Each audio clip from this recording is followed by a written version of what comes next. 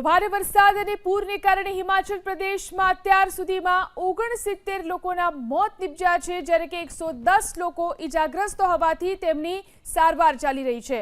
ભૂસ્ખલનની આફતથી 37 લોકો લાપતા થયા છે, જેને લઈને હજુ પણ એનડીઆરએફની ટીમો શોધખોળ કરી રહી છે।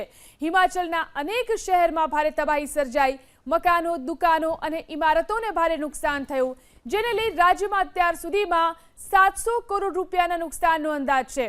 હજુ પણ ગંગા, સરયુ અને અલકનંદા સહિતની નદીઓ બે કાંઠે છે। આ સાથે જ ભૂસ્ખલનને કારણે 100થી વધુ રસ્તાઓ બંધ થઈ ચૂક્યા છે। ચારધામની યાત્રામાં પણ અવરોધ સર્જાઈ રહ્યા છે। અત્યાર સુધીમાં 5 રાહત શિબિરમાં 402 લોકોને આશ્રય આપવામાં આવ્યો છે। તો હિમાચલ પ્રદેશના આ દ્રશ્યો છે, જોઈ શકાય છે કઈ રીતે ભૂસ્ખલન અહીં અનેક વિસ્તારોમાં થયું છે, જેના કારણે અનેક રસ્તાઓ બંધ થઈ ચૂક્યા છે। ખાસ કરીને ચારધામ યાત્રા પર પર્વતીય વિસ્તારમાં જે યાત્રાળુઓ જઈ રહ્યા છે તેમને પણ રસ્તામાં રોકવામાં આવ્યા છે। અહીંની નદીઓ પણ બે કાંઠે થઈ છે। હિમાચલ પ્રદેશમાં અત્યાર સુધીમાં 69 લોકોના મોતના સમાચાર પણ પ્રાપ્ત થયા છે। ભારે તબાહી હિમાચલ પ્રદેશમાં જોવા મળી છે।